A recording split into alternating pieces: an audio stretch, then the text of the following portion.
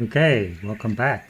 So let's move on to the next chess world championship. It's in 1910 between Lasker and Schlechter. In the database, there's actually a earlier match between Lasker and Janowski, which is kind of now not considered a world championship match. Although after this Schlechter game, Lasker will meet Janowski in a world championship match. Just a bit of sort of a background there. Now, I think the thing about this one, we won't spend too much time on Lasker Schlechter because I think the previous chart I showed a few videos ago, these players are quite solid, particularly Schlechter, reputation of being quite solid, and actually the errors or blunders in this world championship match were of quite a mild style. I'm not going to cover Game 10 of this World Championship match, which is famous for the fact that going into it, Schlechter was 1-0 up, and there's this question about if he needed to be 2-0 up to win the World Chess Championship, and then he kind of, from a better position, ended up losing the game, and it was a 1-1 draw. So I'm not going to cover that. Not really blunder, just sort of gradually lost the thread of the game. But what we can go through is a couple of, not particularly bad blunders in a couple of games. I think Game 5 and Game 9, both by Lasker, by the way. You can see the blunders there. And so let's just quickly go through these games. Okay, here is the position. And now black plays Queen C5. Have a look at this. You look at the black's quite exposed on the 7th rank, and actually you can see the computer there is suggesting that black play rook b7. Queen c5 allows invasion by the white queen, which is what happens. White plays queen to a6, and now there's a few sort of threats on sort of the back two ranks.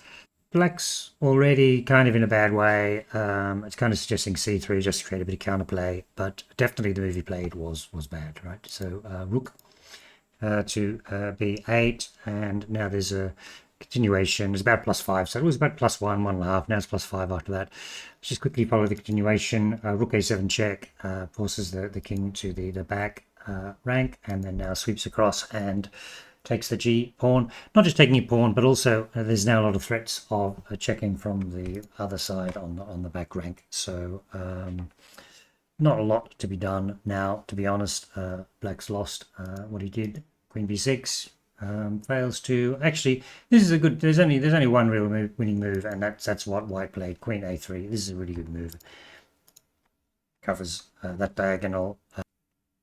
King c8, and the game ended there because obviously the continuation is fairly simple. It would be queen check, has to block with the queen, and then queen check here, has to block with the queen, and checkmate. So yeah. So what we just get back to this position here. So these are not particularly dramatic blunders that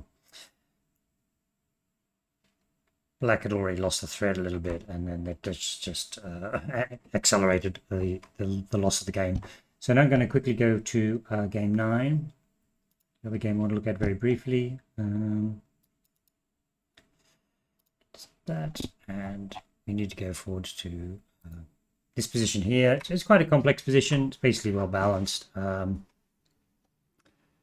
What white should do is simply retreat his bishop. Yeah, and the game goes on, right?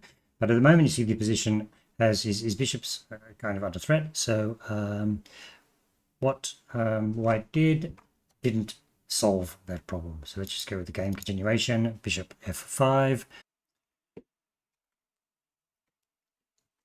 And the blunder here is that rook a f8 was played, and the so the crisis is over, right? Bishop's out of the way, and the game goes on, and it ended up a draw, right? So let's see what kind of double blunder highlighted there. After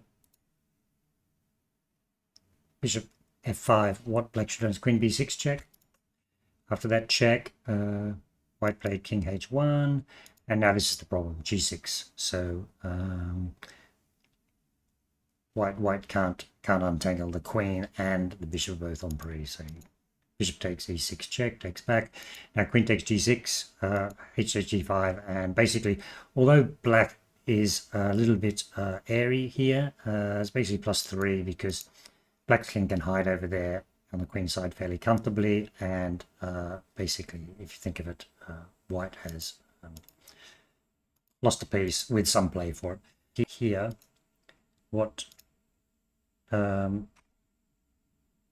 white should have been doing was getting that bishop out of the way rather than allowing the bishop to be trapped. Bishop wasn't trapped and the game ended a draw, right? So this is a very short video because I think that even those two blunders I've shown you in the match were very, very tame ones. And so what we'll move on to next time is the match between Lasker and Janowski. Thank you very much for watching.